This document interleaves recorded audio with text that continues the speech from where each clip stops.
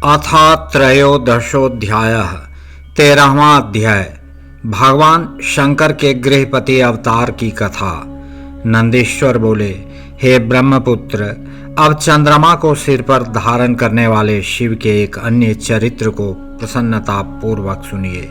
जिस प्रकार उन्होंने प्रेम पूर्वक विश्वानर के घर में जन्म लिया। हे मुने, गृहपति नाम वाले वे अग्निलोक के स्वामी हुए। वे अग्नि के सदृश तेजस्वी सर्वात्मा एवं परम प्रभु थे। पूर्व काल में नर्मदा के तट पर नर्मपुर में शिवजी के भक्त विश्वानर नाम वाले पुण्यात्मा मुनि हुए। वे सदा ब्रह्मचर्याश्रम धर्म का पालन करते हुए नित्य प्रति ब्रह्म यज्ञ किया करते थे। वे शांडिल्य गोत्री थे और बड़े पवित्र ब्रह्म तेजस्वी तथा जितेंद्रिय थे। वे सभी शास्त्रों के अर्थों के ज्ञाता, सर्वदा सदाचार में तत्पर, शैव आचार में अति प्रवीण तथा लौकिक आचार के ज्ञाताओं में श्रेष्ठ थे। उन्होंने भार्या के उत्तम गुणों पर विचार कर उचित समय में विधि पूर्वक अपने योग्य कुलीन कन्या से विवाह किया। वे प्रतिदिन अग्नि शुश्रूषा, पंचयज्ञ तथा सत्कर्म में संलग्न रहते थे और देवता, पितर एवं अतिथियों का पूजन करते थे। इस प्रकार बहुत समय बीत जाने के उपरांत एक दिन उन ब्राह्मण की शुचिस्मती नामक पतिव्रता पत्नी ने पति से कहा, हे नाथ, मैंने आपकी कृपा से आपके साथ उन सभी भोगों को भोग लिया है जो स्त्रियों के योग्य तथा आनंददायक हैं। हे नाथ, अब मेरी एक ही विशेष अभिलाषा है जो मेरे हृदय में चिरकाल से स्थित है और गृहस्थों के लिए उचित भी है, उसे देने की कृपा करें। विश्वानर बोले, हे सुश्रोणी, हे प्रिय हितैषिणी, मुझे तुम्हारे लिए कुछ भी अदेय नहीं है। हे महाभागे, तुम उसे मांगो, मैं शीघ्र ही प्रदान करूंगा। हे कल्याणी, संपूर्ण कल्याण करने वाले महेश्वर की कृपा से मुझे इस लोक एवं परलोक में कुछ भी दुर्लभ नहीं है। नंदीश्वर बोले, पति के इस वचन को सुनकर प्रसन्न मुख वाली वह पतिव्रता स्त्री प्रसन्नता से विनीत हो दोनों हाथ जोड़कर कहने लगी। शुचिस्मती बोली, हे नाथ, यदि मैं वर के योग्य हूँ और यदि आपको मुझे वर प्रदान करना है तो मुझे शिव के समान पुत्र दीजिए। मैं कोई अन्य वर नहीं चाहती हूँ। नंदीश्वर बोले, उसके इस वचन को सुनकर वे पवित्र आत्मा ब्राह्मण क्षण भर के लिए समाधिस्थ होकर अपने हृदय में विचार करने लगे। अहो, मेरी इस स्त्री ने अत्यंत दुर्लभ तथा मनोरथ मार्ग से दूर कैसी वस्तु मांगी है, अथवा वे शिवजी ही सब कुछ पूरा करने वाले हैं। उन शंभु ने ही इसके मुख में वाणी रूप से स्थित होकर ऐसा कहा है। शिवजी की यदि ऐसी इच्छा है तो उसे अन्यथा करने में कौन समर्थ हो सकता है। ऐसा विचार कर उदार बुद्धि वाले तथा एक पत्नी व्रत में परायण रहने वाले विश्वानर मुनि ने बाद में उस पत्नी से कहा। नंदीश्वर बोले, इस प्रकार अपनी पत्नी को अनेक प्रकार से आश्वस्त करके मुनि तप करने के लिए वहां चले गए जहां साक्षात काशीनाथ विश्वेश्वर स्थित हैं। उन्होंने शीघ्र ही वाराणसी पहुंचकर मणिकर्णिका का दर्शन करके अपने सैकड़ों जन्मों के अर्जित तीनों तापों से मुक्ति प्राप्त कर ली। उसके बाद उन्होंने विश्वेश्वर आदि सभी लिंगों का दर्शन करके काशीस्थ सभी कुंडों, वापियों एवं सरोवरों में स्नान करके सभी विनायकों को नमस्कार करके शिवा गौरी को प्रणाम करके पापों का भक्षण करने वाले कालराज भैरव का भी पूजन किया। फिर प्रयत्न पूर्वक दंडपाणि, विनायक आदि प्रमुख गणों की स्तुति कर आदि केशव आदि मुख्य 12 केशवों को प्रसन्न करके फिर लोलार्क आदि प्रमुख सूर्यों को बार बार प्रणाम किया। पुनः सभी तीर्थों में समाहित चित्त होकर पिंडदान करके हजारों प्रकार के भोजनादि से मुनियों तथा ब्राह्मणों को संतुष्ट कर महापूजोपचार से भक्ति पूर्वक अनेक लिंगों का पूजन करके वे बार बार विचार करने लगे कि शीघ्र ही सिद्धि प्रदान करने वाला कौन सा लिंग है जहाँ पुत्र की कामना से मेरा तप सफल होगा। उन बुद्धिमान विश्वानर मुनि ने कुछ क्षण ऐसा विचार करके शीघ्र ही पुत्र देने वाले वीरेश नामक लिंग की प्रशंसा की। उन्होंने अपने मन में विचार किया कि यह वीरेश्वर सिद्ध लिंग है, इसकी पूजा के प्रभाव से असंख्य साधक सिद्धि को प्राप्त किए हैं, इसीलिए यह श्रेष्ठ लिंग सबसे अधिक प्रसिद्ध है। लोग भक्ति भाव से समन्वित होकर वर्ष पर्यंत इस वीरेश्वर महालिंग की पूजा करके आयु तथा पुत्रादि सभी मनोरथ प्राप्त करते हैं। अतः मैं भी यहीं वीरेश लिंग की त्रिकाल आराधना कर शीघ्र वैसा ही पुत्र प्राप्त करूंगा जैसे कि मेरी स्त्री ने अभिलाषा की है। नंदीश्वर बोले, ऐसा विचार कर बुद्धिमान पुण्यात्मा तथा व्रती ब्राह्मण विश्वानर ने चंद्रकूप के जल में स्नान कर नियम धारण किया। उन्होंने 1 मास पर्यंत दिन में एक आहार, 1 मास पर्यंत रात्रि में एक आहार, 1 मास पर्यंत अयाचित आहार, पुनः 1 मास तक निराहार रहकर तप किया।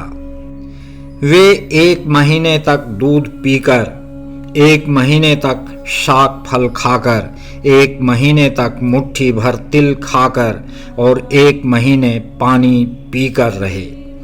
वे 1 महीने तक पंचगव्य पीकर, 1 मास तक चांद्रायन व्रत कर, 1 मास तक कुशाग्र का जल पीकर पुनः 1 महीने वायु भक्षण कर रहने लगे।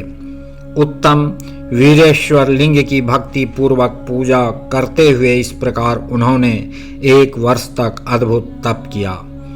उसके बाद 13वें महीने में गंगा के जल में प्रातःकाल स्नान कर ज्यों ही वे ब्राह्मण वीरेश्वर की ओर आए, उसी समय उन तपोधन ने वीरेश्वर लिंग के मध्य में विभूति से विभूषित 8 वर्ष की आकृति वाले एक बालक को देखा।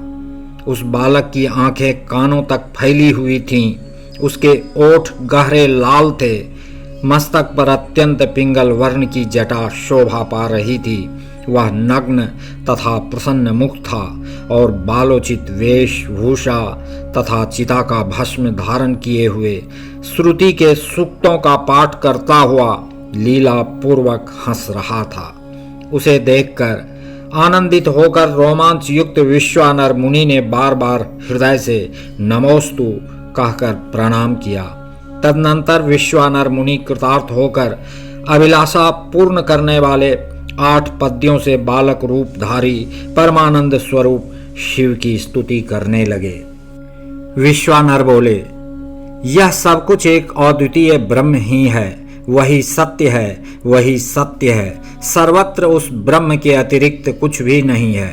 वह ब्रह्म एकमात्र ही है और दूसरा कोई नहीं है। इसलिए मैं एकमात्र आप महेश्वर की शरण प्राप्त करता हूँ। हे शंभो, एक आप ही सबका सृजन करने वाले तथा हरण करने वाले हैं। आप रूप विहीन होकर भी अनेक रूपों में एक रूप वाले हैं। जैसे आत्म धर्म एक होता हुआ भी अनेक रूपों वाला है, इसलिए मैं आप महेश्वर को छोड़कर किसी अन्य की शरण नहीं प्राप्त करना चाहता हूँ। जिस प्रकार रस्सी में सांप, सीपी में चांदी और मृग मरीचिका में जल प्रवाह अर्थात मिथ्या भासित होता है, उसी प्रकार आप में यह सारा प्रपंच भासित हो रहा है।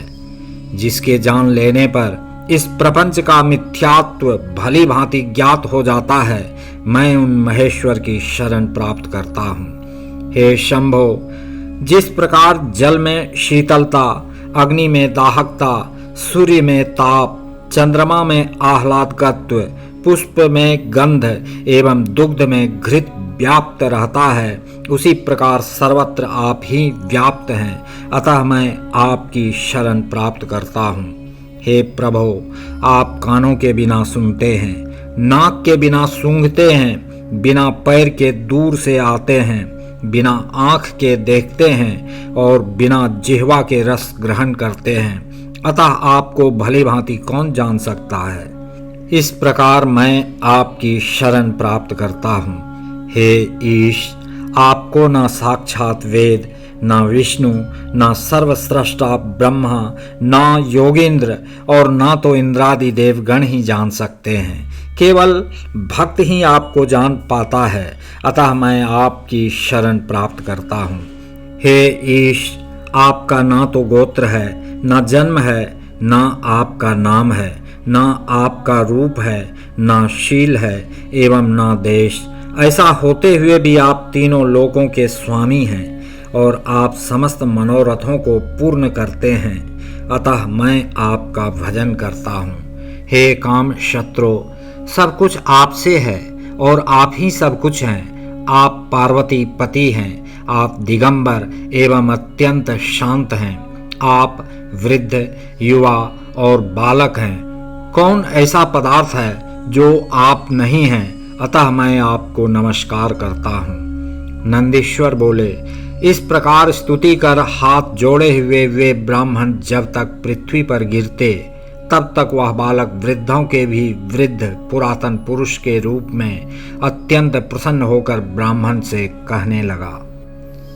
बालक बोला, हे विश्वानर, हे मुनि श्रेष्ठ, हे ब्राह्मण, आपने आज मुझे अत्यंत संतुष्ट कर दिया।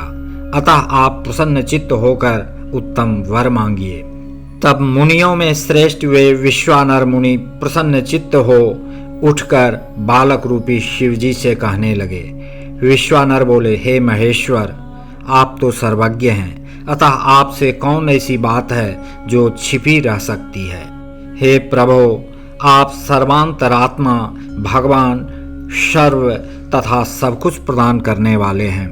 दीनता प्रकट करने वाली याचना के लिए मुझे नियुक्त करके आप मुझसे क्या कहलवाना चाहते हैं? हे महेशान, ऐसा जानकर आप जैसा चाहते हैं वैसा करें।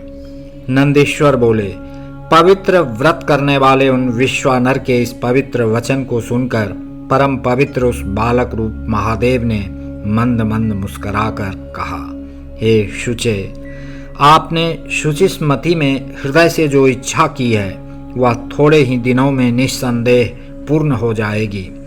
हे महामते, मैं शुचिस्मति के गर्भ से आपके पुत्र रूप में जन्म लूंगा और शुद्धात्मा तथा सभी देवताओं को प्रिय मैं गृहपति नाम से प्रसिद्ध होऊंगा।